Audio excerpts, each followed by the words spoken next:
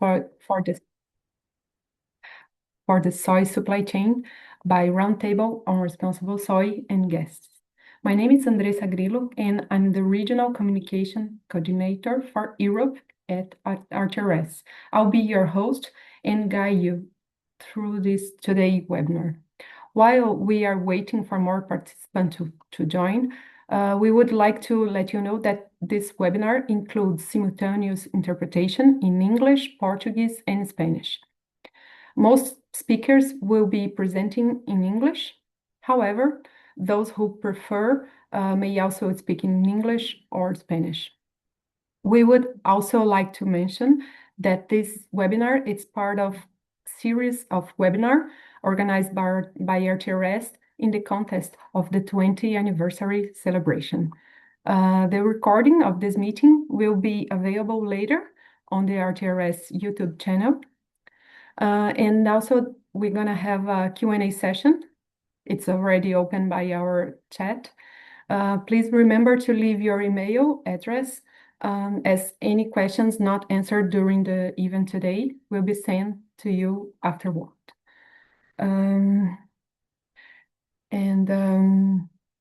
I think I will go through some while we are waiting for some more participants. I'll go through the housekeeping. Beside of the simultaneous interpretation, the recorded will be in our channel of YouTube, and the Q&A, it's open in the chat. I don't know if Marina, it's already here. I'm here, Andressa. Thank you, Marina. So to start, I would like to introduce Marina Musculo, our Executive Director of RTRS, who will give us a few welcoming remarks. Okay, thank you, Andressa. Good morning, good afternoon, everyone. Thank you for joining us today.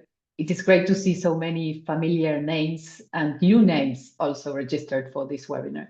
So we are here to discuss a topic that is on everyone's mind right now, and it's the European Union Deforestation Regulation, or EUDR.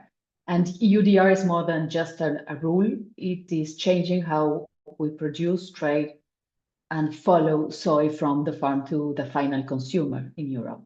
So it affects everyone in the supply chain. To help understand these changes, we invited a group of experts. They are working directly with the EUDR and can share great insights. So before we begin, I would like to thank our speakers for joining us today and for sharing their time and expertise with us. They are Anton van den Brik from FEFAC, Ariel Zorrilla and Ivan Bermejo Barbier from Preferred by Nature, Juan Manuel Bazán from Asociación de Cooperativas Argentinas, ACA, and Pedro Garcia from Abiove.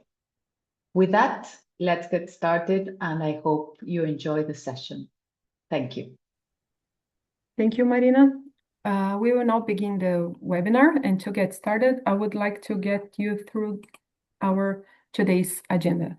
So after the welcome words that Marina already gave us, we're going to have a presentation on EUDR clarification by Martina Torma, and a panel with this panelist that Marina already introduced us, and then a Q&A session and a closing. It will be more focused on this debate and the panel.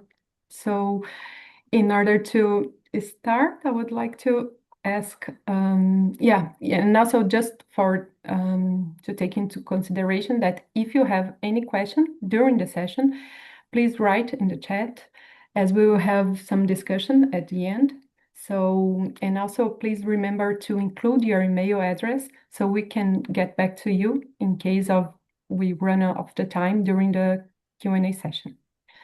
So, and now we would like give the floor to Martina Torm, who will present the EUDR and the latest simplification package. Martina? Yes, thank you very much, Andressa. I would like to welcome everyone. Thank you so much for joining us. My name is Martina Torma, and I'm responsible for market development and stakeholder affairs at RTRS. In the next 15 minutes, I would like to give a short presentation overview of the simplification package of the past months that has been published by the European Commission, and go through some elements that might be relevant from our sector. Next slide, please, Andressa. So before we dive into the latest clarifications and the changes, I thought it would be useful to briefly recap what happened between December 2025 and May 2026. This period has been particularly important because it reshaped how the EUDR will work in practice and also provided businesses with hopefully with greater certainty on implementation. And as many of you recall, in December 2025, the EU adopted a targeted amendment to the EUDR, and the most visible outcome was a further 20-month postponement of the application date. But the amendment did much more than just simply delay the implementation. It introduced a number of targeted simplification measures, which aimed at reducing unnecessary administrative burden, and at the same time also preserving the objectives of the regulation. So these changes included the introduction of a new category of downstream operators, clarifying that the obligation to submit due diligence statements rests primarily with the operator placing the product on the European market for the first time. It also included a lighter compliance regime for downstream actors and traders, avoiding repeated submission of due diligence statements for products that already have been covered by the upstream operators. And it also introduced a simplified declaration mechanism from micro and small primary operators that are established in low-risk countries. And finally, it also brought some adjustments to the rules of simplified due diligence and also provided additional streamlining for products that are sourced from countries classified as low-risk countries under the EU benchmarking system. And also importantly, the December amendment required the European Commission to undertake a simplification review and also to provide additional implementation support in this package. This brings us to the developments reflected on the next slide. Next slide, please, Andressa. Yes, thank you. So the outcome of the review was published in May 2026 through the series of guidance and supporting documents. It focused on several areas that had generated questions during EUDR implementation planning, and these included the need for greater consistency in implementation and enforcement, or greater consistency in enforcement across member states, additional clarification of regulatory requirements, and also further development of the EUDR information system. This has been done through a few key documents that were published in May 2026. And I would like to go through these documents just briefly to identify what they represent and bring to us. So firstly, we have the review report that actually set the context, and it also summarized the implementation challenges that were identified since the December 2025 amendment and highlighted where further clarification or operational support was needed. Then we have the updated guidance document and the revised FAQs, which provided the main layer of clarification. These documents address practical interpretation questions, including how requirements apply in different supply chains, how due diligence is expected to be carried out, and how operators should understand key concepts in practice. Maybe slightly less relevant for the soy industry, as soy products soy products indeed are not in the scope of the discussions, but there was also a draft delegated act published, which focuses on scope-related elements, and in particular proposing adjustments and clarifications to product coverage and classification issues. So it brought the proposal of adding additional products into the scope and removing some of the products. And finally, the package also included the supply chain infographics, which were published already earlier in March 2026. They actually translate the regulatory requirements into practical visual examples of how obligations flow through different types of supply chains. Interestingly, the scenario of soy coming from countries outside of the Europe was not visualized. So we have worked on a few visuals as ourselves. I will explain some of the obligations and rules in the later slides. And besides the publication of these documents, the ongoing work on the information system was also referenced as part of the package, which reflects the continued development of the digital infrastructure that is needed to submit and manage due diligence statements. So basically, these documents did not change the core structure of the EUDR, but they clarified interpretation, addressed practical implementation questions, and also provided additional tools intended to make application more consistent across the supply chains and member states. Next slide, please. This slide, just very quickly, I wanted to highlight the key application dates. To remind us that 30th of December 2026 is the application date for large and medium-sized operators, and 30th of June 2027, slightly later for micro and small operators. And also note that while the implementation timeline has been extended and certain obligations have been simplified, the core of the EUDR requirements still remain unchanged. So traceability, geolocation, legality, and due diligence are still a very crucial part of the regulation and compliance. And the additional preparation period should be used to strengthen implementation and readiness across supply chains. Next slide, please. So following the clarifications published earlier this year, one of the first steps for any company that needs to comply with the regulation is to understand where they sit within the EUDR supply chain. The obligations under the regulation are not the same for everyone, so they depend entirely on the role of the company and the role that the company plays in bringing products into the market, into the European Union market, and moving these products through the supply chain.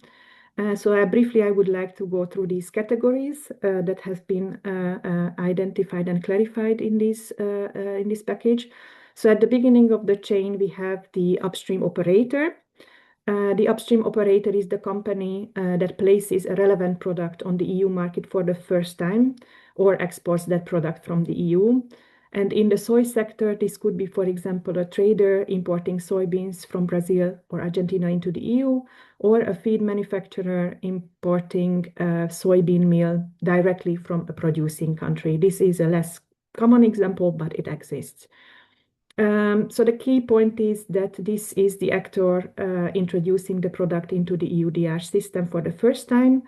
And as we will see on the next slide, this category also carries the most extensive due diligence responsibilities. The next category, and perhaps one of the most significant additions from a practical perspective, is the first downstream operator. These are the companies that place on the market or export products that have been manufactured using relevant products already covered by the due diligence by a due diligence statement. For example, a crusher that purchases imported soy and then processes this soy into soybean meal or soybean oil would be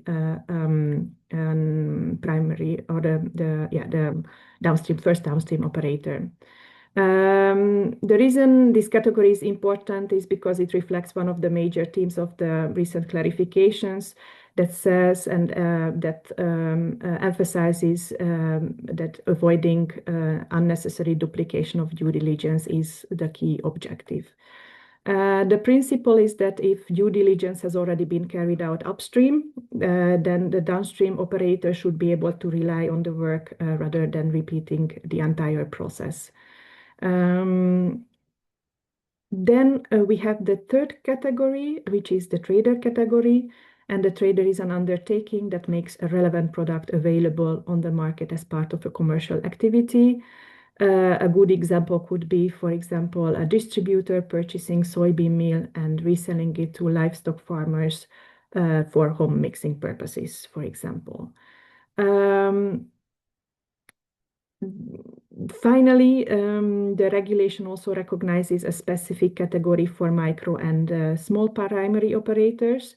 These are small businesses that are established in countries that are classified as low-risk countries, and businesses that place on the market products that they themselves have grown or harvested or obtained or raised if it's an animal.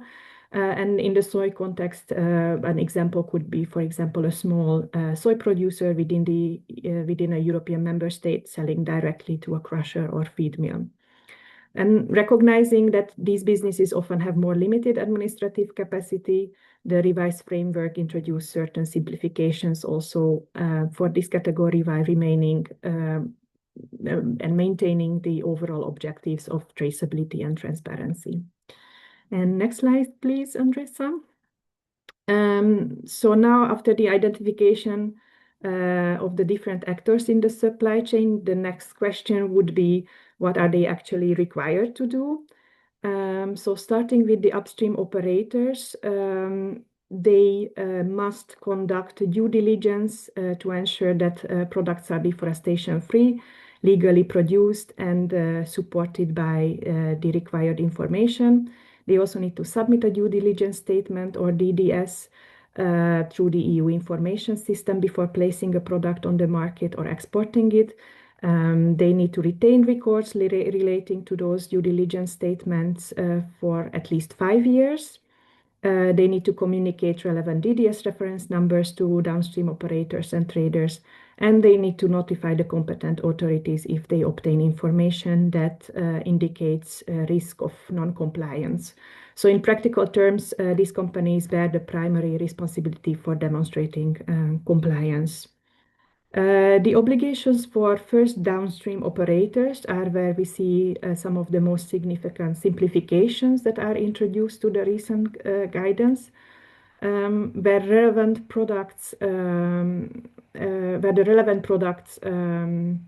that they use are already covered by an upstream DDS or a simplified declaration, then they do not need to conduct a new due diligence statements, and they also don't need to submit another DDS for those products. However, this also does not mean that they don't have obligations. They must register in the EU information system, collect and retake key information, assess and act upon any substantiated concerns that come to their attention, and they also have to verify the upstream due diligence if there is such a concern playing. And for the traders, they really depend on where they sit in the supply chain and the obligations that they have. But in principle, if the traders receive products that were already covered by an upstream due diligence, they will have very similar obligations to the downstream operators. But the important point is that they are not exempt from the EUDR. As products move further downstream, the focus shifts away from due diligence towards maintaining traceability. And then we have the subsequent downstream operators and traders who are generally required only to retain basic information, and that relates to the product that they handle. This can be, for example, who supplied the products to them or to whom they supply those products. So the information basically enables authorities to reconstruct the whole supply chain if it's needed and there is a concern that requires that. Next slide, please. And I will go very quickly because I'm conscious of the time. So this slide basically highlights some of the areas where the Commission has provided further clarification and where stakeholders have sought greater clarity.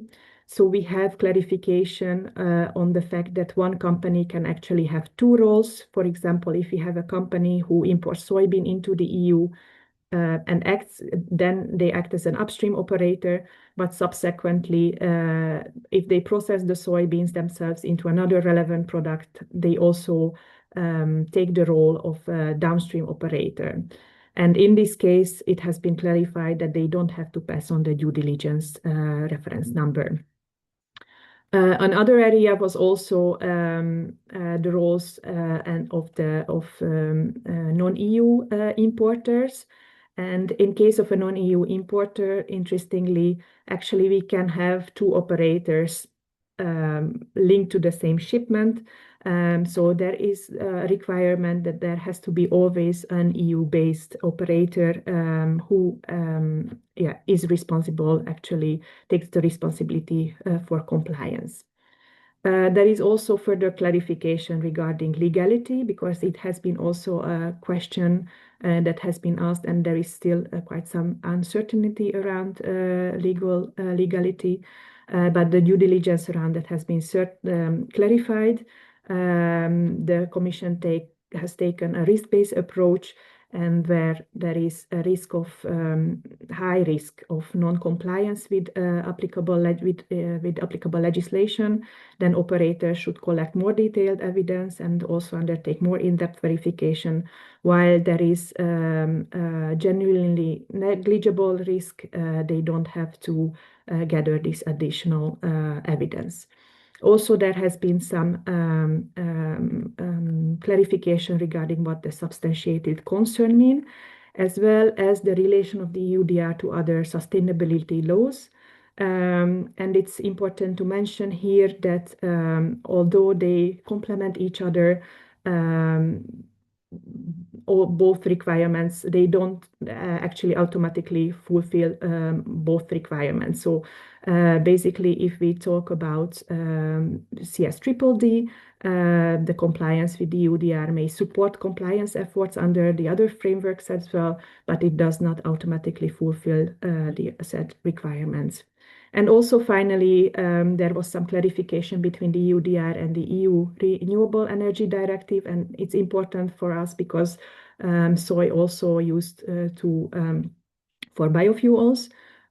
So here is also clarification that where applicable, companies may need to comply with both of the requirements. So these frameworks are complementary but distinct from each other, and one does not automatically mean compliance with the other one. Next slide, please. And then the last slide regarding the package. There has been two trade facilitation tools introduced by the new package. One of the tools, or one of them, is the repository of relevant legislation in producing countries, and the other one is a repository of certification schemes.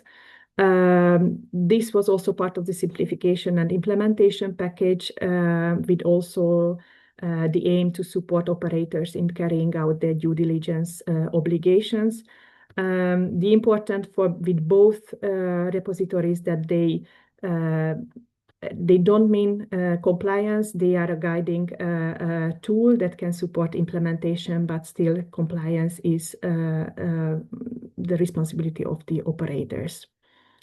And of course, it's for us as a certification scheme for RTRS, is very important that the Commission actually formally recognized in this initiative the role of certification systems in the implementation of the EUDR.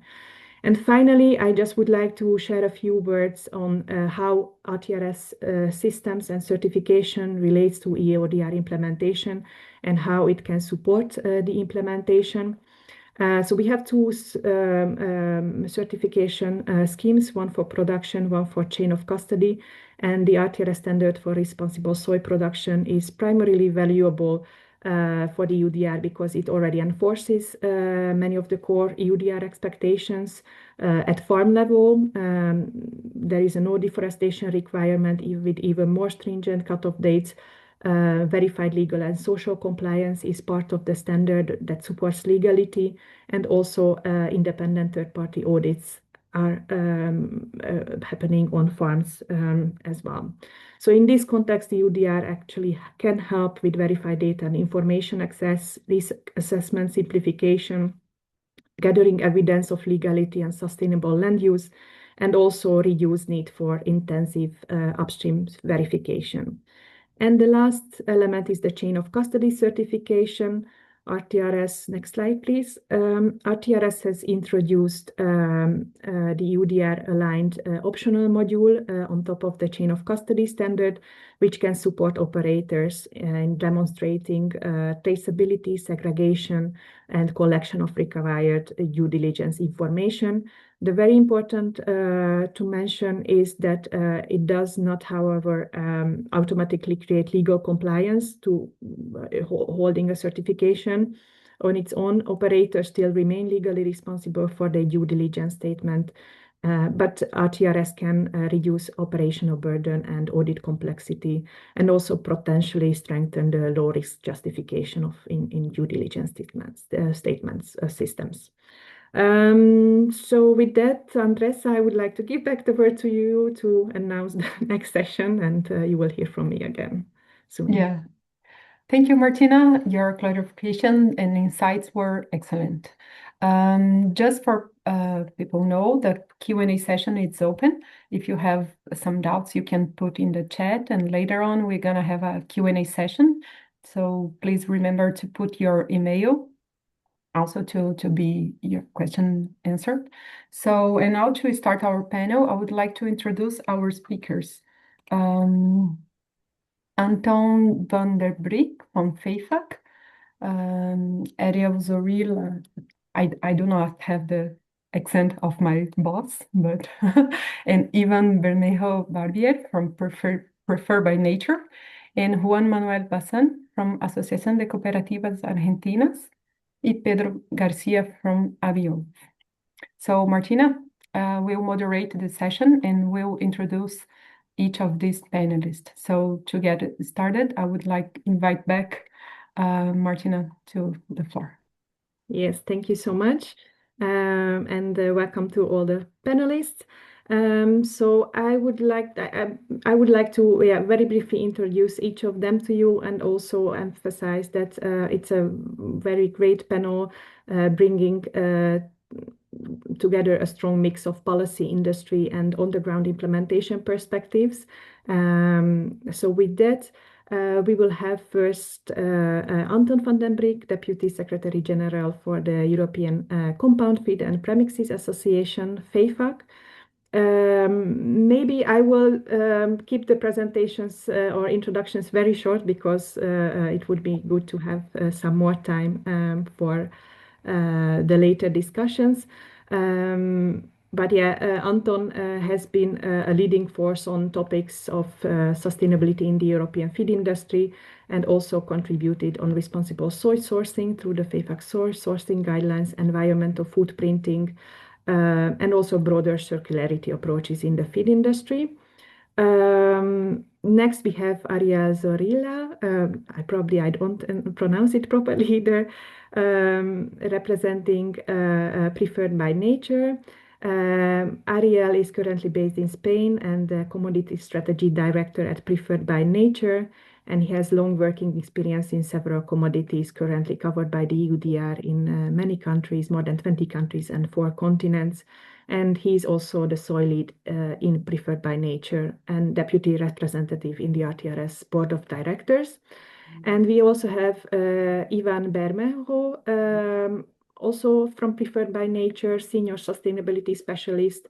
Ivan focuses on providing advisory services in relation to due diligence and compliance, and he has conducted several training courses on implementation of the EUDR with experience in different commodities and companies both inside and outside of the EU. And we are joined next by Juan Manuel Bazán, Sustainability Manager at ACA, the Argentine Cooperative Association, representing the producer's perspective in the discussion. And his work focuses on leading sustainability programs, certifications, and verification systems that are required by both domestic and international markets.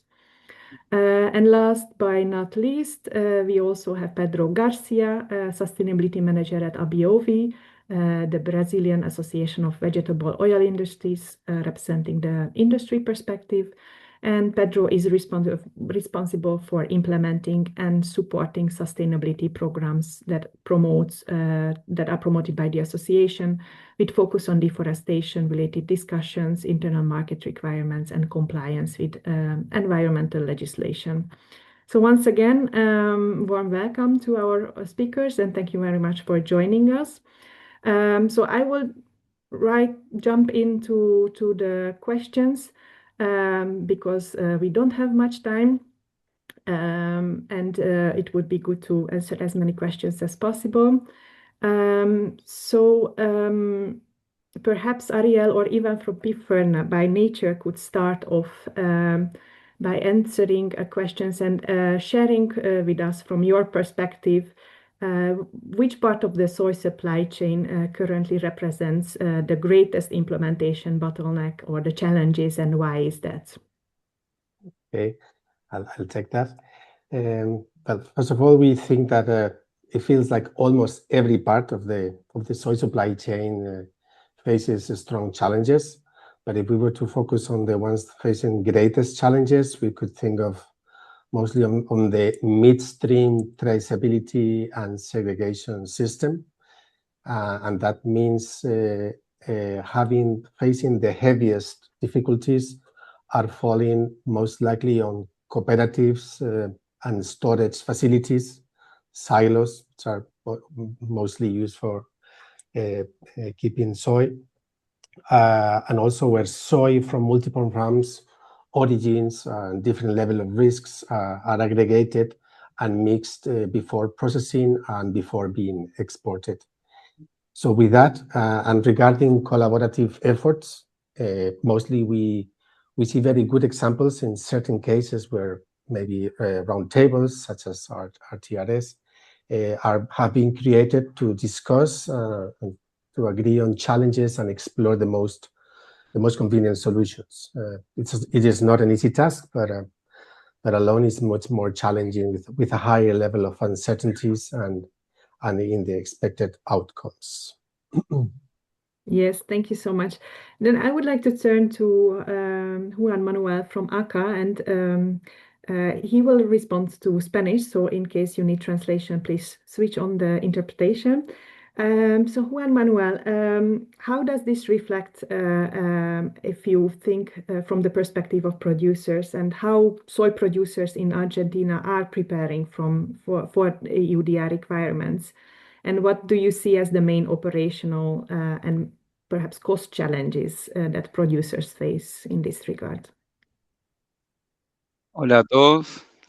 Bueno, primero agradecer la invitación al equipo de RTRS a participar en este webinar.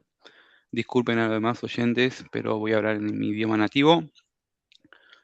Hoy los productores argentinos ya desde hace varios años vienen enfrentando distintos requerimientos para acceder a distintos programas de sustentabilidad, verificaciones y regulaciones.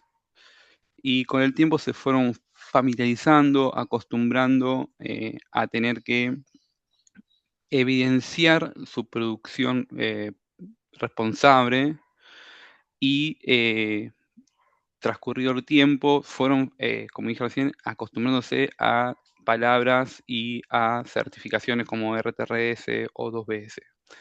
Sigamos al caso de EUDR, gran parte de Argentina, de la preparación, se está canalizando a través de BISEC, que es una iniciativa sectorial que reúne a las cámaras, a los exportadores, cooperativas, acopios, y lo que tratamos de hacer es simplificar y llegar al productor siendo claros en lo que necesitan cumplir para poder subirse a esta nueva regulación y que ellos puedan seguir estando en el mercado europeo. Hoy el principal desafío que puede llegar a tener los productores argentinos está más en evidenciar esa producción responsable que tienen, sobre tener sus datos actualizados, sobre tener la verificación de lo que nos piden sobre derecho de uso de tierra, sobre derechos laborales, sobre derechos de terceros y cumplimientos ambientales. Hoy el productor argentino, como dije al principio, tiene experiencia en programas de certificaciones y se fue acostumbrando a poder cumplir. Pero sabemos que hoy UDR nos abre otra puerta y que tenemos que ser claros en el mensaje al productor, ya que el productor argentino siempre está dispuesto a acceder a estos mercados. Así que hoy, desde BISEC, y creo que todos los actores de la cadena en Argentina, exportadores, cooperativas, acopios, estamos haciendo claros con el productor qué necesitamos de ello.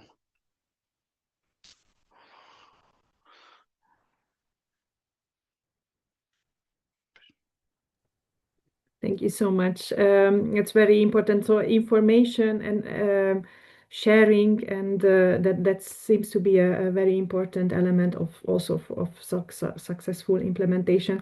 Going to maybe Pedro, do you also see this similar challenges? Because of course, for the industry, in order to be able to comply with the requirements, you need the information that is generated at farm level. So how do you see this EUDR implementation progressing from the industry perspective, and what are the possible changes that are already underway? Hi, Martina. Thank you for the question. Thank you for the invitation for participating here. Yeah, here in Brazil, we have similar challenges, as Juan said, because the sharing of information is one of the things, right? Because we know now that the simplification package that you presented before came with some adjustments, some actual simplifications of the process. But for the upstream operators, which is us, which is the companies Abiovi represents, nothing has really changed drastically. So the biggest responsibilities, the biggest burden are still on us. And one of the challenges that comes with that is that we are the ones obligated to provide the information, all the information regarding the sourcing of the soy we export. And that comes with some bottlenecks, because we are even though we have evolved a lot over the last few years, a few alignments with the competent authorities are still ongoing.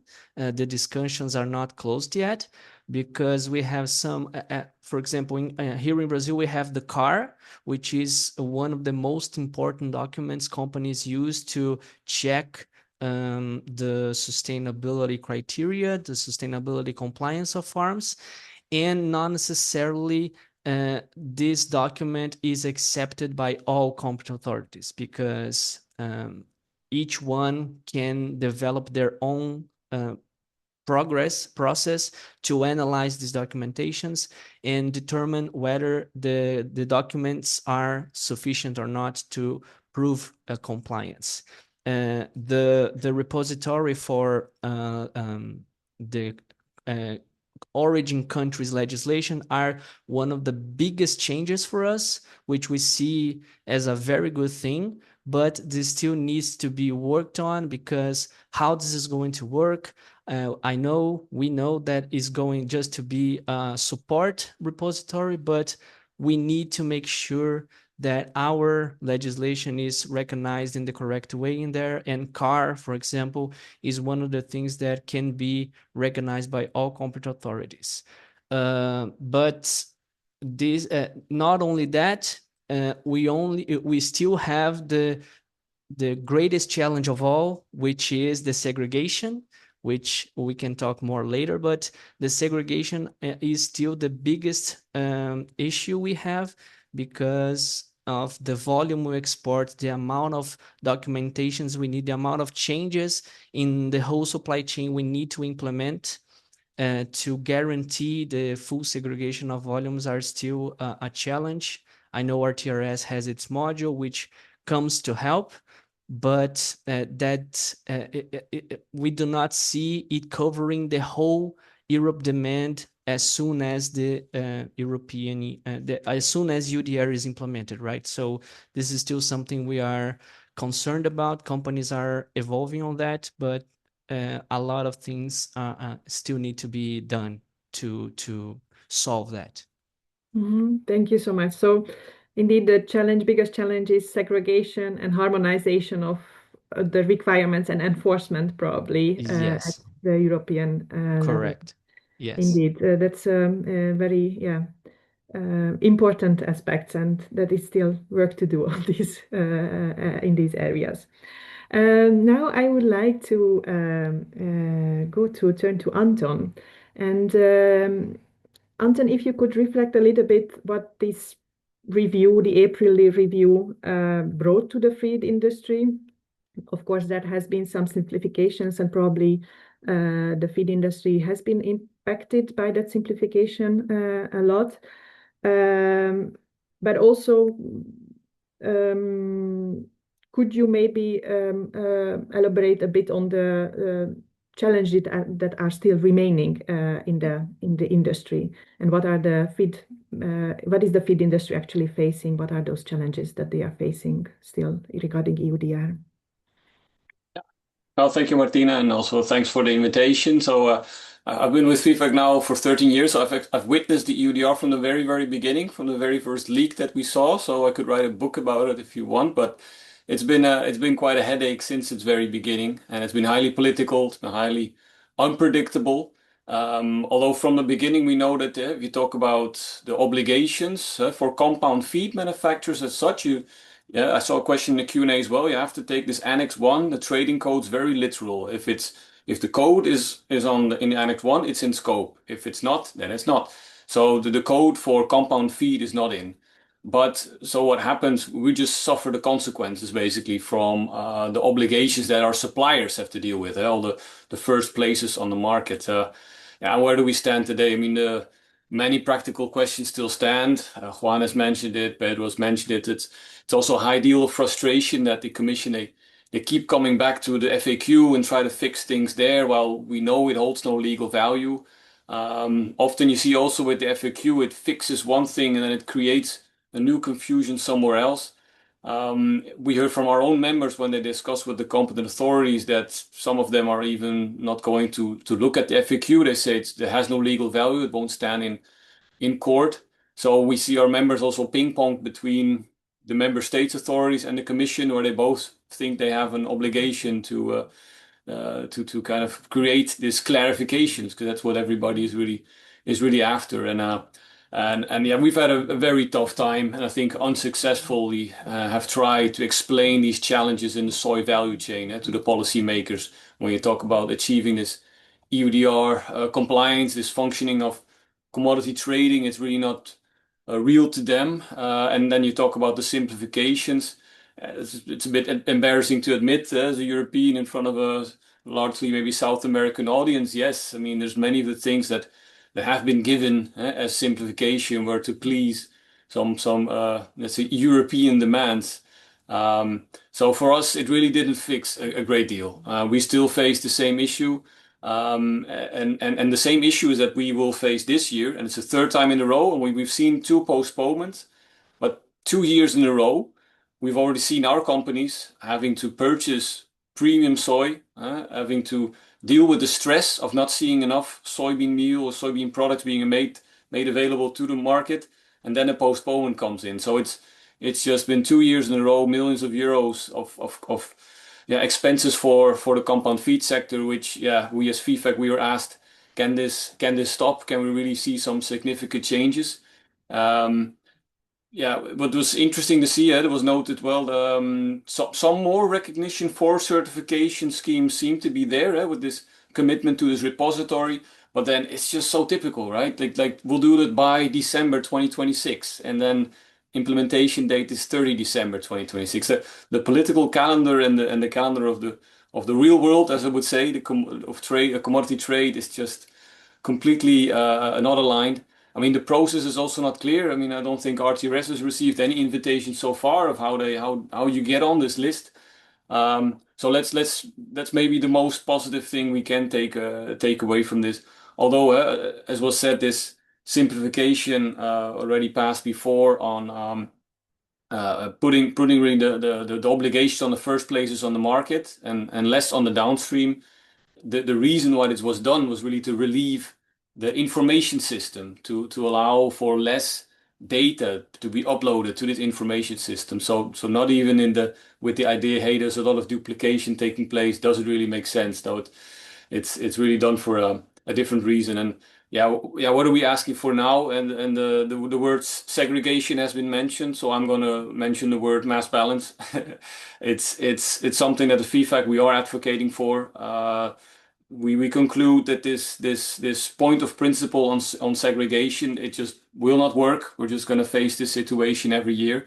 We would need to see elements of mass balance incorporated into the EUDR, and it's a big question. It's really not just a small amendment. I would call it maybe open heart surgery of the EUDR, but this is the conclusion that we have reached. So for us, there's still many points for clarification, and still many points for changes that are needed.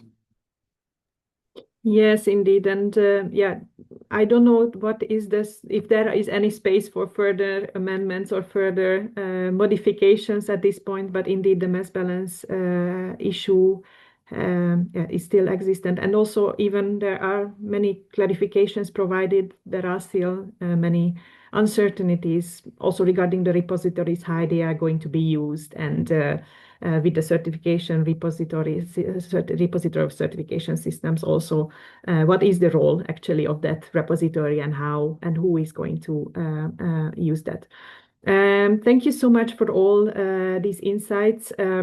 We covered a little bit where we stand right now, what are the challenges, bottlenecks regarding EUDR. And in the next few minutes, maybe we could look at some concrete actions, solutions, and also implementation strategies, how the various actors in the supply chain are adopting to the new realities, to the EUDR that it will come into force in end of December.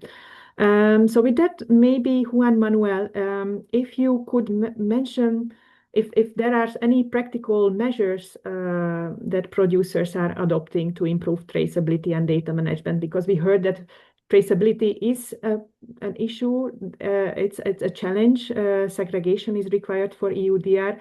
Do you see any practical measures already on the way from a producer's perspective?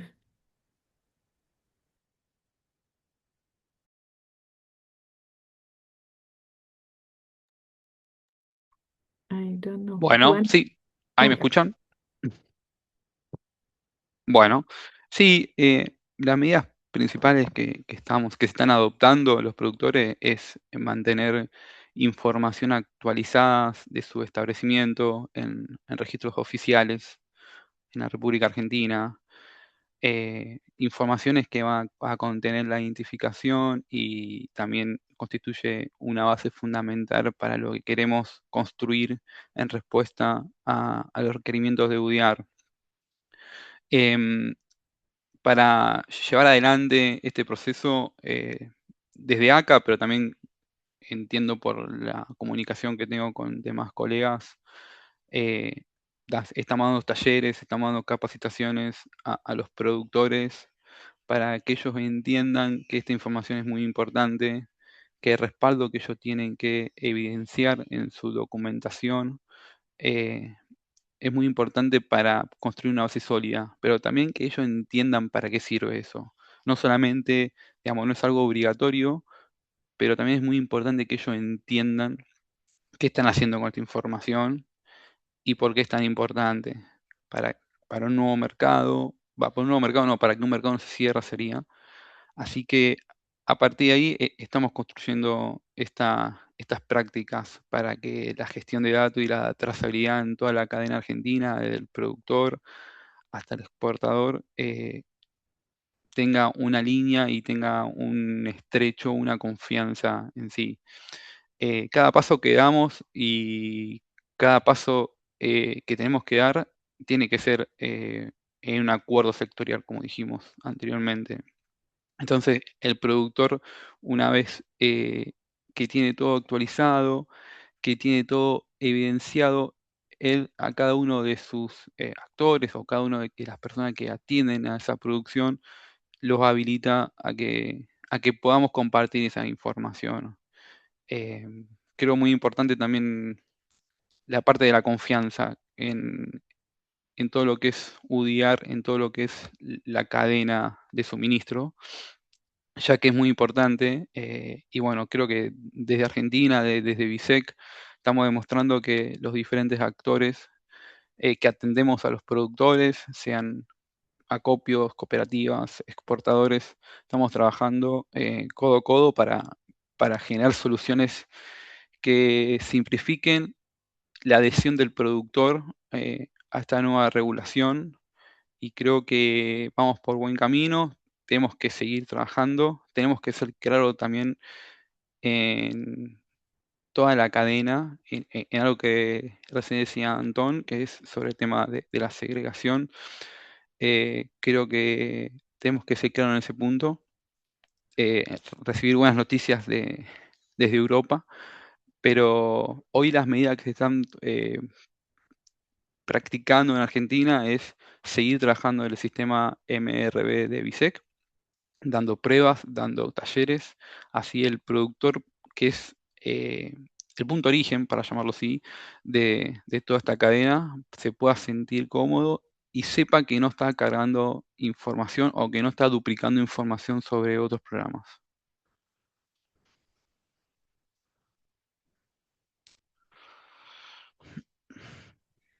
Thank you so much. So if just to summarize in a few words, so trainings, workshops, information sessions that build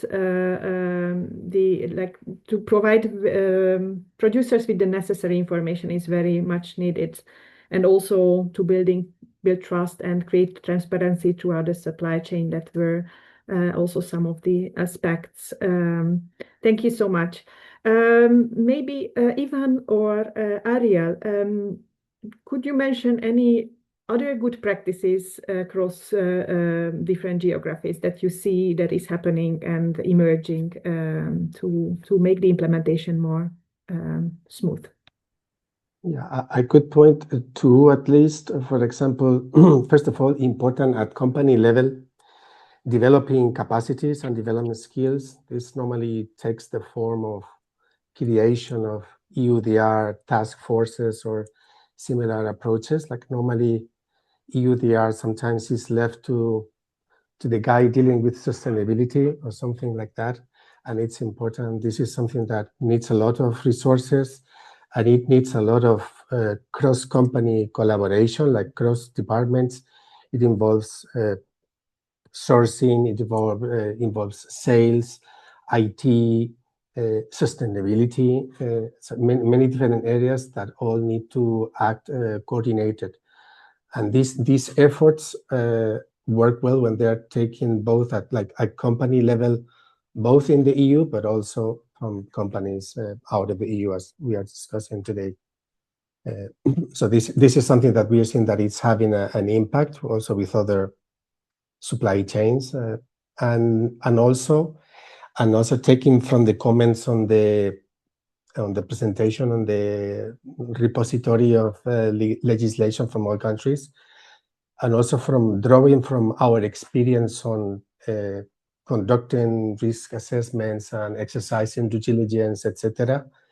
All these repositories of legislation, as a long list of 200 laws that apply according to the EUDR, are really of no value if you don't have a framework, if you don't have like a national risk assessment, or even in countries, I don't know, like we're talking about countries as big as, for example, Brazil, Argentina, maybe not only national, but even regional risk assessments addressing the specific risks according to the 8 different categories of legality within the EUDR. Those will also be tools that both importers in the EU, but also exporters in South America could be using. And that work of developing national risk assessments is normally also, according to our experience, that is being done sometimes with EU funds from different agencies, but it's done together with national administration, national bodies, ministries, etc. So that's also something that that could bring practical help to the whole due diligence exercise. And sorry, Martina, if I can add something. And because of RTRS is a global platform, it's worth to mention that involving and bringing to the game smallholders as soon as possible is super important. We are seeing that in other crops mainly. Because of the people that I see in this call, we are mostly focused on Brazil, Argentina, Paraguay, Uruguay, etc. But RTRS also have members in India, and they are smallholders. And yeah, I mean, that's a different level of complexity and also a challenge to understand their language. And it's not only a situation for soy, but for all every commodity that is involved in the EUDR. Yeah, thank you so much, Arya, for bringing this point as well, because I really agree, and it's very important aspect. And sometimes in the soy industry, we might overlook this this situation or this aspect of the EUDR as well. But indeed, there are many producers who are going to supply in one way or another to the European market, and we might need to dedicate a separate session for smallholders and EUDR and in general the soy industry. That's a good idea for Andressa for next webinars. Thank you so much. Maybe if Pedro, because we talked about some of the approaches, needs, initiatives that are taking place. And we heard also that the industry is also preparing and invested already quite a lot to make EUDR possible and make EUDR compliant soil supply possible. What are the investments that prove to be most effective regarding traceability, monitoring, or supplier engagement? Do you have, can you identify one or very important one and very effective one that is indeed very much needed? Yeah, so companies have needed to improve their traceability systems, their sourcing systems, to guarantee they can reach the level of detail that EUDR demands, right? Because since EUDR is asking for a plot of land level information, companies needed to adapt to that, because we could already show information, show the sustainability compliance up until the car level, which sometimes is the whole farm, sometimes is part of it, but not to the plot of land. Some companies already have that. Some companies are still in an ongoing process, but a lot has been improved over the last years, mainly because of EUDR demands. Okay, so this has been one of the things that companies have invested the most, and also in the relationships with commercial partners, because we have another not say bottleneck, but a difficult thing to overcome, which is the indirect suppliers, right? How me as an exporter, the main one responsible for delivering the information to the operator in Europe, how am I going to access the information of the plot of land from a producer that's sourced for my commercial partner. We have some confidentiality and personal data aspects that needs to be evaluated, needs to be overcome, so companies can actually provide this information, and how this information will flow throughout the whole supply chain, which is another thing that companies need to pay attention. So this is another aspect that companies have been investing a lot on improving this relation with these commercial partners and also with the producers, because we have here in Brazil, we have the opening areas like deforestation up to a certain point inside of a farm in the legislation. So producers are legally permitted to clear up to a certain amount of areas in their farm. And if they do, we cannot source from them to deliver to Europe. So this is something that also needs to be well aligned between companies and producers. But I totally agree with Anton, as he said before, and all the other panelists as well. But Anton brought the mass balance approach, which we are totally in favor of, because the mass balance approach is the status quo right now. So this is how companies operate since forever, right? Because this is the best way, the most efficient way, considering the infrastructure we have, the storaging, the documentation needed to prove that certain amount, a percentage of the volume I'm exporting is compliant or not, how much risk I have embedded in that volume, and I can easily, considering the systems and processes companies already have today, I can easily provide the evidence needed to support that information. But we, at least here in Brazil, we don't see the Commission, the European Commission adopting that in the short term, because every time we raise this topic to them, they avoid it or they don't even discuss it. Because they are trying to enforce this no mixing approach, which is the bottleneck we have. So that's why companies are trying to invest so hard on improving their systems, because since no mixing is allowed, they need to evidence the volume itself is compliant, which is the challenge today. Yeah, thank you so much for this reflection. And also, you mentioned commercial partners, and now I want to turn to Anton again to understand, and this will be the closing question for this part, and then we will go to the final round of questions. Do you see any changes, Anton, in the sourcing approaches companies have? Any shifts that they are looking at other geographies or sourcing from different sources? Do you expect any of these changes as a response to the requirements? Yeah, it's funny because it's important to always distinguish between EUDR compliant sourcing and deforestation-free sourcing, because the moment that you need to collect all the data, you can even get from what you would then consider, let's say, a low risk or lower risk regions in terms of deforestation, like the North Americas.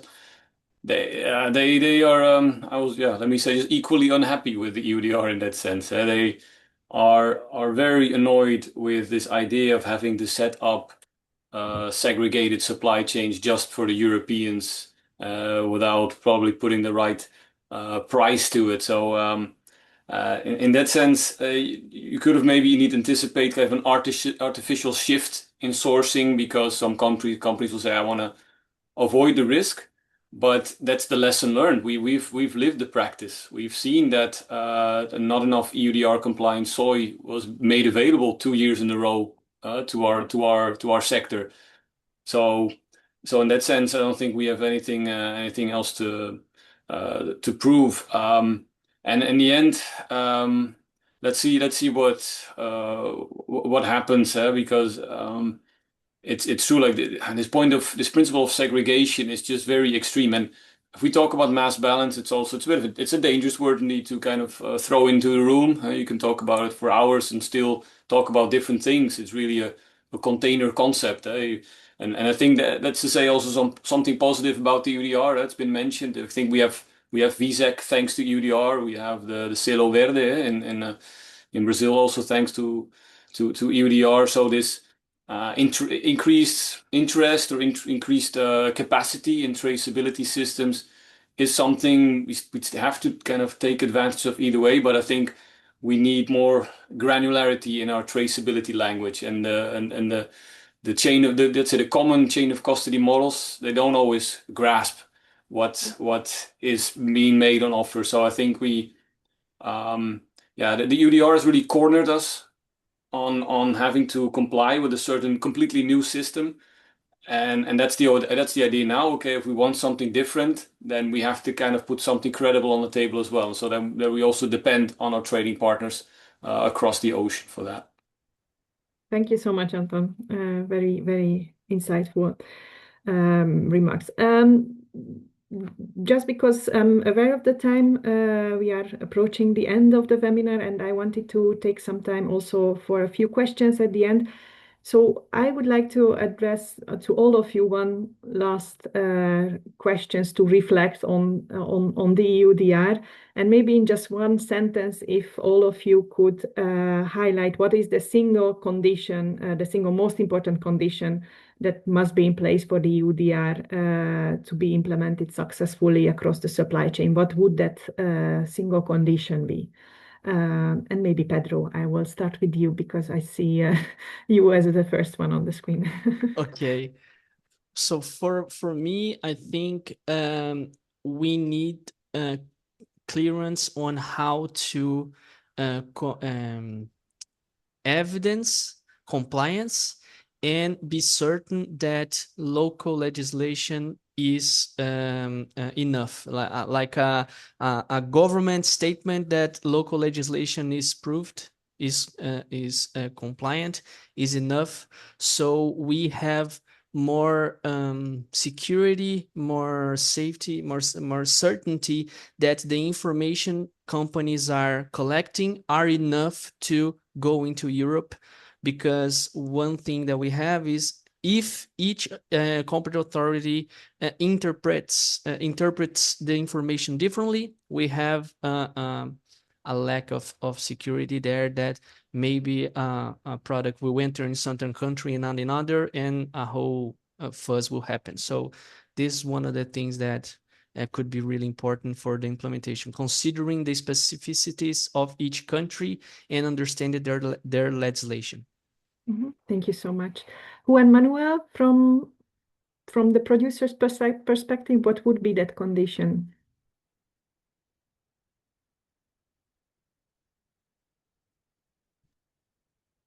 Sí, gracias Martina.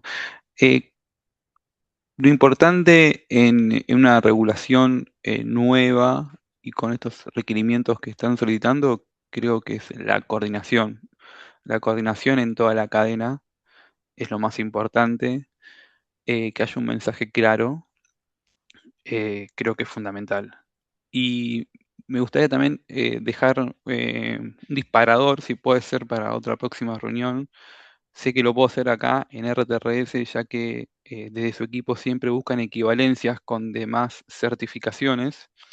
Creo que es muy importante y es momento también de hablar de cómo podemos alinear ciertos requerimientos de distintas regulaciones, de distintas certificaciones, para que el productor, también la industria, no tenga que repetir requisitos ni duplicar información. Entonces sería muy bueno que en varios requisitos sean alineados. No en todos, porque tiene que haber una diferenciación, pero sí sería bueno de que empecemos a hablar de que hayan equivalencias entre los diferentes programas de certificación, entre las diferentes verificaciones y en las regulaciones. Thank you so much. Very, very valuable. Ariel, Ivan, from Preferred by Nature, from a more broader perspective, perhaps? Well, let me catch up from what Juan Manuel is saying, because actually, I don't know if everybody is aware of this, but a few days ago, there was an ISIL global meeting in Accra, Ghana. I see this an umbrella organization working with different certification. Let's say the ones with the highest reputation in the land use sector as a whole, I would say. And just to elaborate on what Juan Manuel is saying, we are one of those that are pushing for equivalence. Equivalence doesn't mean equality. I mean that not everything is the same, but at the same time, catching up from what Pedro said as well, it's very difficult to have a national interpretation from a European desk or wherever desk, because every country will also fight and we have experience on that. We are a global organization. Why they are accepting at the same level soy from that country if we are in Brazil are doing this or that, you know? So that kind of situation is very, very often happening, and I am pretty sure that Pedro is aware of this. It's a dream, but yeah, when it's convenient to us, we are super in favor. When it's not convenient, we are very angry on that. So it's very difficult in that sense. But to conclude, what we are seeing that fine with the technical challenges for EUDR implementation.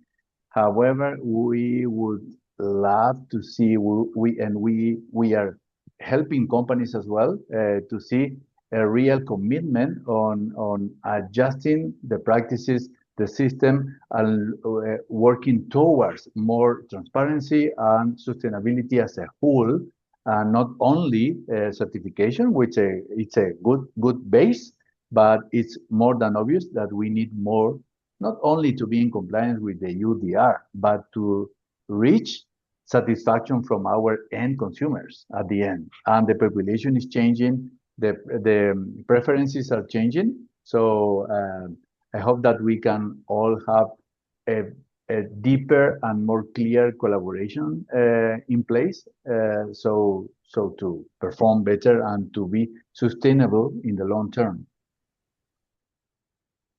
Thank you so much. Thank you so much, Ariel.